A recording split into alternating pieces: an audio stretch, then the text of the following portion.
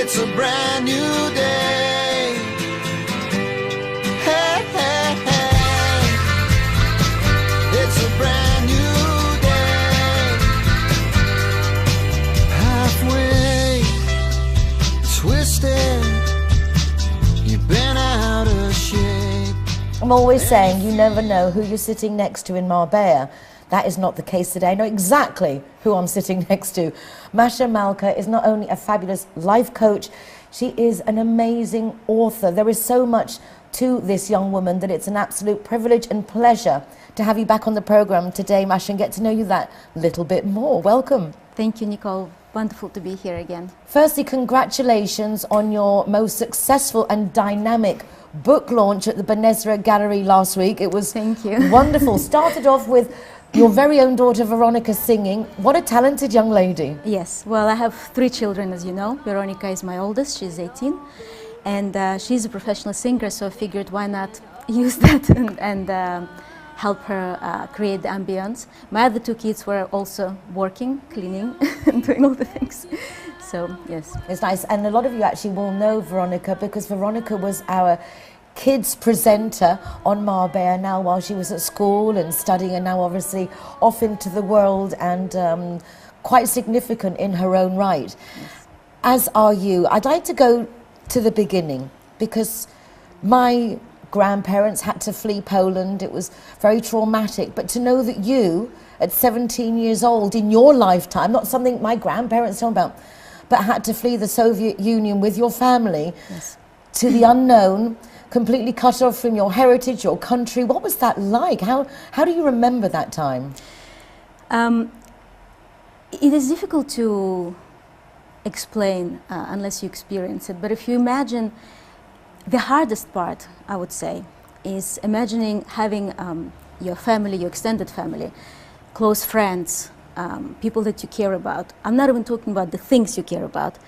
The people you care about, suddenly realizing that you will never see them again. Because at the time it was still Soviet Union and we had no idea the wall would come down and it will open the borders again. So at the time I left thinking that I would never see these people again. And also going to United States of America, which was in the middle of the Cold War still. The country that we knew very little about, and what we knew about it was not very Well, I imagine it good. wasn't the best propaganda you'd heard about the States in the first place. It wasn't, yeah. I thought I would come to a country full of like homeless people and just... So really it is that way in Russia. You grew up, I suppose, with a different presentation of what it was like outside of Russia. So how did you see the world back then? I mean, really, they told you like everyone was homeless and it was all devastating? Yeah, it was... I didn't really have an understanding of the outside world that well, and because there was all that propaganda, negative propaganda about, especially America, not so much Europe, but America, yes, very negative. And when I got to America, it was the exact same way about the Russians. When people would see me and find out I'm Russian, they would say to me, but we thought they were all big and blonde and, you know, like butch looking. And like, where's your bottle of vodka? Yes, it's like, it's just, you just don't fit in our perception. Were they nice to you? Did they welcome you? Were they scared of you? No, no, they were very nice to me, very, very nice. And I think the most, well, there were many different incidents where culture shocks, I guess I would say. But one of them, for me, was interesting because the reason we became refugees is because we're Jewish family. That's why we were able to leave. And in the Soviet Union, I was very scared to say that I was Jewish. And coming to America, I had to learn that actually it was okay, that I'm accepted for who I am. I don't need to hide my beliefs or my religion. And I wasn't even religious because Soviet Union was an atheist country. And you could not practice religion, or they would send you to Siberia, or you just disappear. You know, it was quite strict. So Judaism in the Soviet Union was actually nationality. A lot of people actually look at Judaism as a nationality, which has surprised me. Being Jewish myself, you don't say that you've got a Catholic doctor or a, do you know what I mean? You wouldn't point those things out, and yet people do seem to point out a religion as if it was a nationality. It's part of a heritage. I actually recently did this DNA test. I don't know how if you've fun. heard of it. It's I have, heritage. but I'd like to do it. Yes, and funny enough, it was 91% Jewish, which they put as, you know, nationality. It's a heritage thing, so it's not even a religious. But that was very eye-opening, and because it's the first taste of freedom. I was free. I was free to be who I am.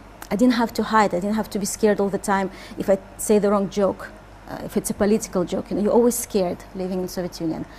So yes, so definitely freedom, but at the same time, I had to learn to survive very quickly, because no knowledge of language, no friends, no money, no contacts, and my parents came with me, but I had my younger brother with me, so they were surviving themselves. They had to find a way to survive, and so I had to learn very fast, and I worked different jobs, and I put myself through college, and it was, you know, when they say what doesn't break you makes you stronger, definitely a very good experience, in a way that it made me a much more a stronger, more determined person, and also it made me realize that if I want to achieve something, you know, I have to do it. I can't rely on other people. Let me correct myself. I always rely on other people. I can never do it on my own, but it's up to me to create that vision for myself, and to do the steps, and to follow the steps, and to surround myself with the kind of people that can support me with that vision. Because at the age of 17, 18, and I was always very petite, and I always felt kind of, at the time I felt a little bit lost in that big world country of America, where I don't know anything, and such culture shock, complete opposite to Soviet mentality. And I thought to myself, what can this like little Russian girl do to change the world? I don't know why I felt I wanted to change the world, but I did. Well, coming from the world that you came from, yes. I'm sure you had a lot of comparable of things that could have been better. Possibly. I remember thinking that sort, like, what can I do? I don't know anybody. I don't even speak the language very well. And then I decided that in order for me to change the world, I need to change myself in a way that I need to become the best I can be.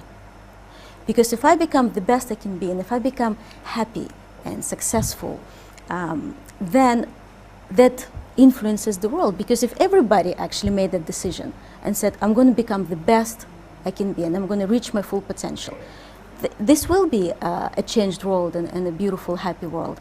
And so I made that decision, and it was definitely one of the turning points for me. It's brought you a long way, and obviously it's served you very well, because you have flourished, beautiful family, you've got successful businesses in your wake, importing and distributing foods from back home to make our Marbella community so much more at home. You've given courses even here in the MIUC. You've traveled the world talking, coaching, and now you have presented us with the second of this series of the books, which I like, the 1 minute coaching, because and especially the title of this one, Mastering Your Emotions. I'm a very emotional person. I like being passionate. However, emotions can sometimes do us a disservice if we don't harness them. And in fact, I had a meeting yesterday, and I left and I said to my friend, I was way too enthusiastic in the appointment. I showed too much enthusiasm. I think I kind of scared them. So it would have been better if I'd have harnessed those emotions. So when Masha said, oh, I've got a book, I was like, oh gosh, this is for me. Because we can't let our emotions run our lives. We want them to guide us, I suppose. Tell us a bit about the technique I love. Quick, simple guide that even someone who's busy has time for. Okay, there's a lot of questions I in know, one sentence. It's exciting. It's again, I need to control my emotions. That's Welcome, okay. Masha. That's okay. No, I am also quite an emotional person, and I like the word you use, harness. I think it's a really good word, because we don't want to control emotions in the sense that we pushing them away or not thinking about them, hiding them. We want to learn from them, exactly like you said, because every emotion has a reason. In fact, emotions is what makes us human. You know, if we didn't feel emotions, we'd just be robots. You know, that's what makes us different, is the emotions. But understanding emotions and learning how to use those emotions to create the kind of life that we want to live definitely gives us an advantage in life. So the reason actually why I ended up writing the book on emotions, in fact, I started writing my second book, I started writing on decision making, because the quality of our lives very much depends on the quality of the decisions that we make. So that was my first book, and I was about halfway through it, and then this topic of emotions came up, and I decided to put out the questionnaire to people from all ages to see what they would prefer to learn more about.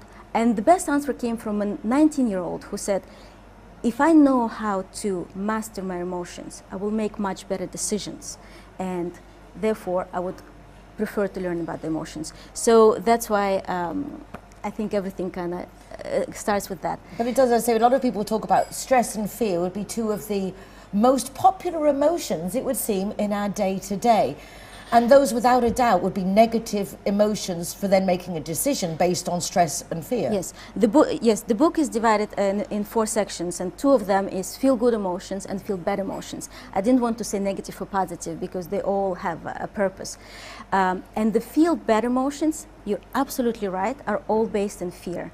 And if you learn how to deal with fear, and in fact, one of my other turning points was a decision I made to do the things I fear, because that builds your character and makes you stronger. It makes you realize that actually fear is much scarier in your mind than when you face it and you do what you fear of doing. Well, I actually like just an incentive when they say fear and you spell it out, is fear of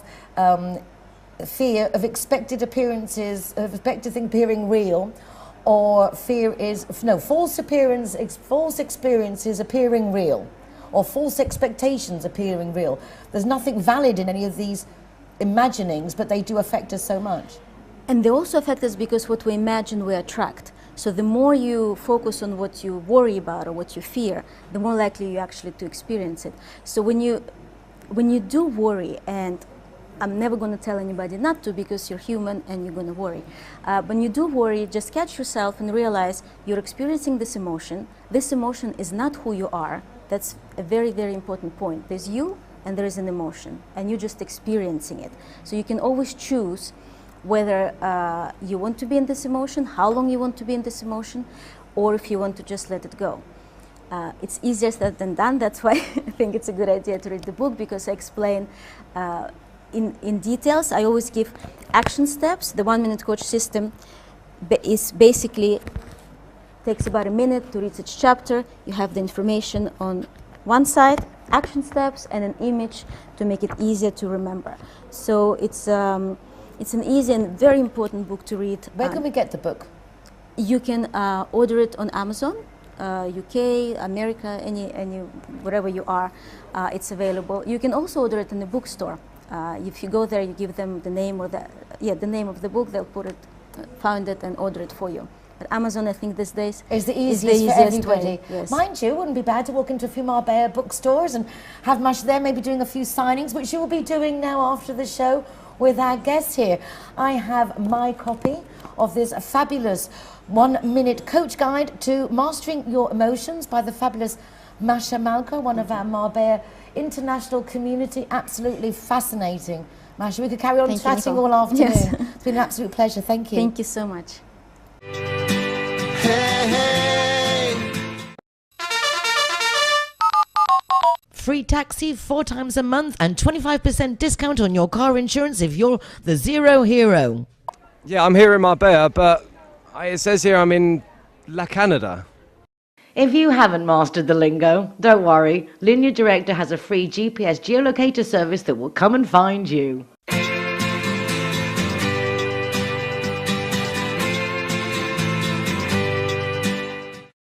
Next week is Easter. unbelievable. The year is just flying by. It seems like 2 minutes ago we were celebrating Christmas. Easter is very special in Spain, more so in Andalusia. If you've never been here during Easter, you will get many joys, delights and quite a few surprises. The processions are very spectacular, very emblematic and very religious. It's something quite unique. So please do check out the website of marbellasul.com or the marbellaexclusive.com from the town hall to make sure you know when and where to be. Also, of course, we've got the tennis tournament coming up in Puente Romana, which is going to be a lot of fun, Easter egg hunts and so much going on in Marbella. Please do check out what's going on. You don't want to miss out. And it's lovely, as I say, at this time of year to take part in the Spanish festivities because they are something you've never seen before. Well, that's it for us for this week. Thank you so much for joining us. Take care of yourselves, be nice to each other, and we'll be back again next week. Hasta luego. It's a brand new day.